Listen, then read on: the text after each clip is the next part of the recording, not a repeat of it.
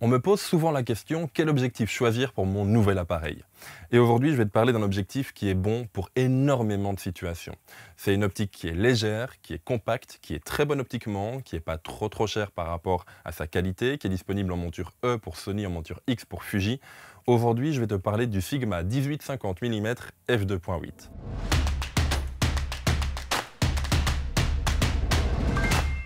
Ok, bonjour tout le monde, j'espère que vous allez bien. Bienvenue dans cette nouvelle vidéo.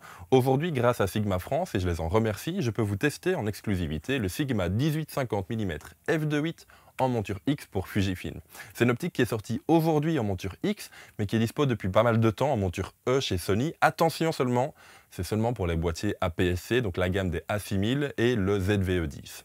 Je vous le disais en intro, c'est pour moi un énorme coup de cœur. Ce Sigma 18-50 mm, il va répondre à beaucoup de demandes.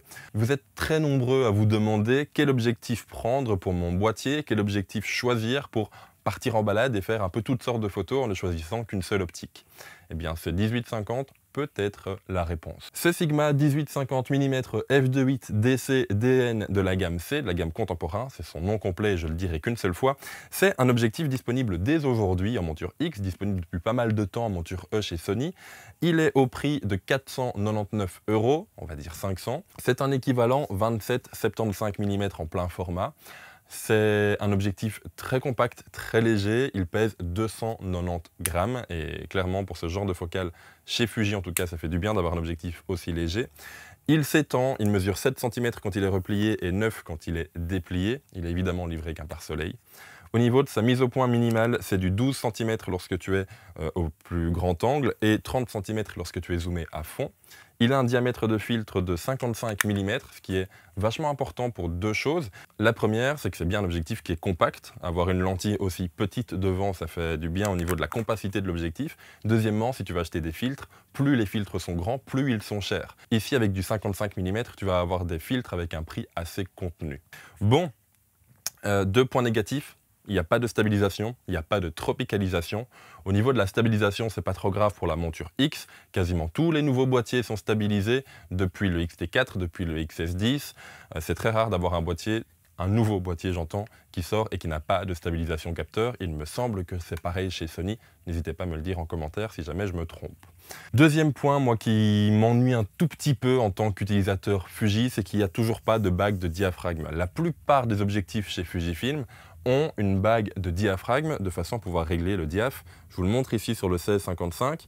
On a une bague pour gérer de f2.8, f4, etc. Ici, c'est pas présent. Bon, il n'y a pas que chez Sigma. Hein. Tous les marques tierces, Tamron, Sigma, qui font des objectifs en monture X, généralement ne mettent pas cette bague de diaphragme. Ce serait bien qu'ils le mettent, mais j'imagine que ça demanderait du coup un peu plus de développement et donc le prix de cet objectif en pâtirait également. Petite pause dans la vidéo, si jamais tu souhaites acheter ce Sigma 18-50 mm f2.8 en monture E ou en monture X, je te mets un lien dans la description menant au site de Soigny Photo, qui est un magasin photo en Belgique, à Soigny comme son nom l'indique. Pas d'inquiétude si tu es en France, ils font de la livraison et leurs prix sont vraiment compétitifs. Donc n'hésite pas à aller en description, merci à celles et ceux qui passeront par là. Et puis nous on continue la vidéo. Au niveau optique maintenant, je vous l'ai dit, c'est un coup de cœur. C'est super bon optiquement. Alors oui, un peu de vignettage de f2.8 à f4. Le vignettage, donc c'est l'assombrissement des bords de l'image. Personnellement, vous savez que j'aime bien ça. C'est vraiment une question de goût, hein, voilà. Mais s'il n'y avait pas eu de vignettage, moi j'en aurais mis. Donc je suis très content qu'il y en ait. Il y a un peu de déformation également, entre 18 et 28 mm. De nouveau, ça dépend comment tu shootes. Il faut rester bien droit quand tu es au plus grand angle. Néanmoins, s'il y a de la déformation, c'est pas trop grave. Ça se corrige très facilement via Lightroom, en un seul clic. Et vu que l'objectif est dispo depuis pas mal de temps déjà en monture E, eh bien le profil de correction est très similaire et donc est déjà sorti sur Lightroom. Je vous l'ai dit, c'est un objectif transstandard de qualité. Il est léger, très peu cher, de très bonne fabrication et offre un résultat vraiment excellent.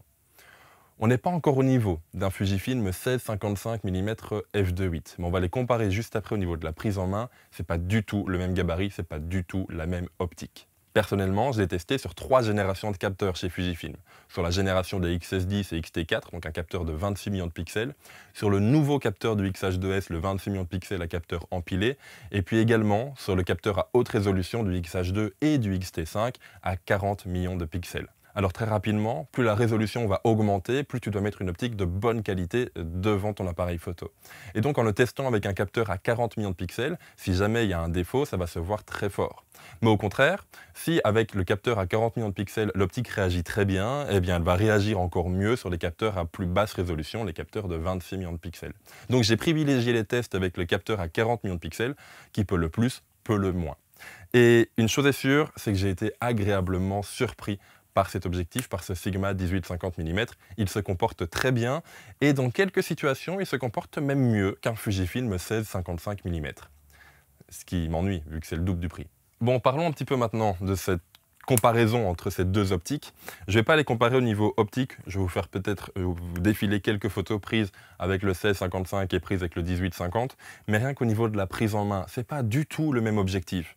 Le 16-55 mm, il pèse 655 grammes, quand le 18-50 pèse 290 grammes. Et ça se ressent énormément en termes de prise en main, c'est pas du tout le même objectif. Je vous disais tout à l'heure, le diamètre de filtre du Sigma c'est 55 mm, le diamètre de filtre du Fuji c'est du 77 mm. C'est deux optiques complètement différentes, c'est deux optiques qui ne sont pas du tout les mêmes. Pourtant, on a une focale équivalente, 16-55, 18-50, ok, on perd 2 mm en grand angle, ce qui est important. Ce qu'on gagne en téléobjectif n'est pas énorme non plus, de 50 à 55. C'est la même ouverture, oui, le Fuji est tropicalisé, le Sigma ne l'est pas, mais les deux n'ont pas de stabilisation et les deux ont une qualité optique vraiment dingue. Et je vous l'ai dit, de temps en temps, le Sigma est même meilleur que le Fuji. Et pourtant, on sent la différence au niveau du poids. Alors, je ne vous dis pas au niveau du prix. 490 €, 499 €, on va dire 500. Celui-là, le prix le plus bas auquel je l'ai trouvé en neuf, c'est 1000 €. Donc on est vraiment à un rapport de 2 pour 1. Le Fuji est 2 fois plus cher que le Sigma. Même au niveau de sa prise en main et de sa taille, je vous l'ai dit, le Sigma, il fait 7 cm quand il est replié, il fait 9 cm quand il est déplié. Voilà. Le Fuji, quant à lui, il fait 10 cm replié et il en fait 13 une fois déplié. Donc le Sigma déplié est même plus petit que le Fuji. On le voit juste ici. Donc voilà, c'est clairement pas la même prise en main, c'est clairement pas la même idée de faire des photos lorsqu'on embarque un 16-55 de chez Fuji ou un 18-50 de chez Sigma. Personnellement, je vous l'ai dit, je l'ai testé sur plusieurs boîtiers. Alors sur un XS10, le Sigma, il est vraiment génial. Sur le XH2 également, mais c'est au niveau de sa prise en main où personnellement, j'ai quelques petits reproches à lui faire. De par mon utilisation, je vais utiliser la gamme des XH. On en a parlé rapidement dans les dernières vidéos sorties sur la chaîne. Ce sont deux boîtiers que j'adore, tant le H2 que le H2S. J'aime beaucoup la complémentarité de ces deux boîtiers. Mais ce sont des gros boîtiers. Je ne vais pas le nier, ce sont des boîtiers qui sont imposants. Et donc mettre une optique aussi petite devant, ben ça m'a un petit peu déséquilibré. Je ne vais pas dire que le boîtier penche en avant. Je n'allais quand même pas jusque-là. Mais je suis habitué à mettre la plupart du poids sur l'objectif pour avoir un boîtier un peu plus léger. En général, je vais tenir plus l'objectif que le boîtier. Or, ici, en mettant le Sigma sur un XH2 de chez Fuji, ben, je dois tenir le boîtier et pas l'objectif. C'est pas grave, c'est juste une façon de penser différente qui m'a un petit peu handicapé dans certains moments, je vais dire. La première fois où j'ai mis cet objectif sur le boîtier, j'étais un petit peu désorienté. Voilà ce que ça donne. C'est une optique qui est très légère sur un boîtier qui est assez mastoc. Et le problème pour moi, c'est que la bague de mise au point de ce Sigma 18-50 mm, c'est la première en partant du fût. Et donc, pour changer la focale, il n'y a pas de problème, mes mains sont bien placées. Mais pour changer la mise au point, si jamais je suis en mise au point manuelle, eh bien je dois vraiment soit tordre ma main, soit carrément l'enlever de l'objectif pour aller essayer de la placer différemment. Mais est-ce la faute de l'objectif qui est compact ou est-ce la faute du boîtier qui est gros ? Comme je vous disais, c'est pour moi deux mentalités complètement différentes. Donc ce 18-50 de chez Sigma, je te le conseille si tu as un boîtier du style d'un XT4, d'un XT3, d'un XT2, d'un XS10, de la gamme des XE, de la gamme des X Pro, de la gamme des A6000 chez Sony également, mais là on parle un peu plus de chez Fuji. Pour moi, si tu as un gros boîtier du style de la série des XH, XH1, 2 ou 2S, c'est une optique que tu vas devoir apprivoiser au niveau de sa prise en main. Cependant, au niveau de sa qualité optique, tu ne vas pas du tout être déçu. Bon, je pourrais vous dire que je vous fais un test quand le soleil est tombé pour que ce soit plus compliqué pour l'autofocus, etc. La réalité, c'est que je suis à la bourre, donc on va vite le faire maintenant. Premier test avec le XS10, ancien capteur. Deuxième test avec le XH2S, un des nouveaux capteurs. Troisième test avec le XH2, l'autre nouveau. Comme ça, vous avez 3 tests sur 3 générations différentes. Merci la moto, on y va.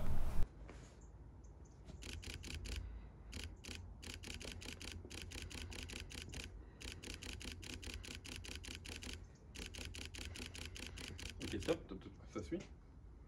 Quoi? Ça suit? Le carré vert est toujours sur toi.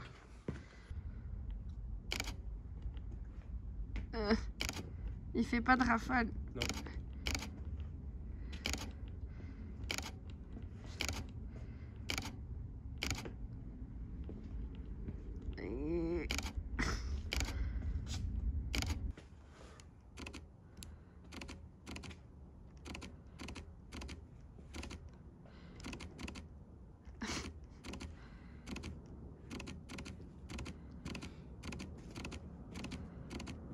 Il suit un peu mieux que celui d'avant. Hein. Mais moins bien que le premier.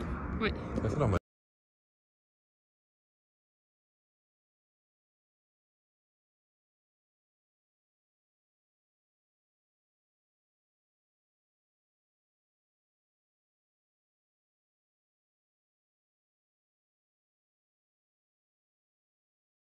Tiens, petite question pour toi dans les commentaires. Est-ce que tu souhaites que je fasse un comparatif entre le Sigma 1850 2.8 et le Tamron 1770 2.8?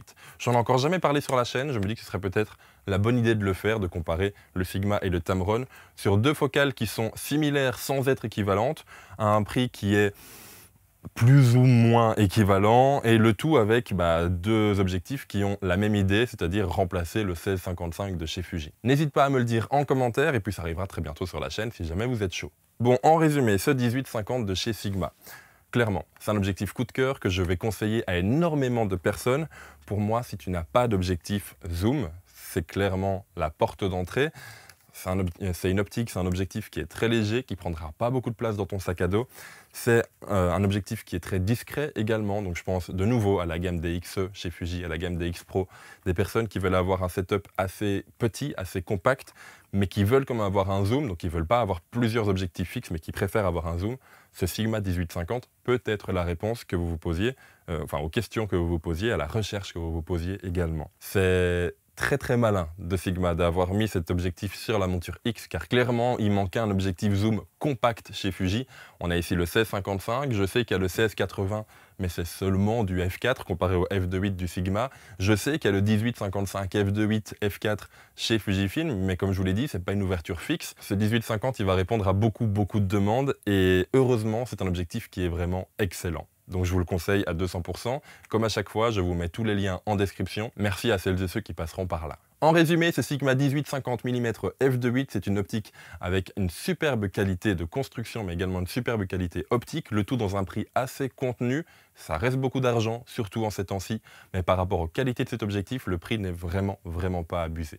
Donc de nouveau, à toi de voir en magasin si la prise en main te convient, mais si tu es du genre à avoir un boîtier assez discret et vouloir des objectifs assez compacts, c'est vraiment vers ce genre d'objectif que tu vas devoir t'orienter. Le Sigma 1850, c'est vraiment une pépite qui manquait dans la monture X, qui a déjà fait ses preuves dans la monture E. Bref, je suis très heureux de pouvoir vous en faire une vidéo et de vous en parler aujourd'hui. Merci à celles et ceux qui passeront par les liens de Swanny Photo directement en description. Quant à nous, on se retrouve rapidement pour une nouvelle vidéo. En attendant, sortez, faites des photos, faites des vidéos, mais surtout faites ce qui vous plaît, c'est le plus important. Et puis à la prochaine tout le monde. Ciao!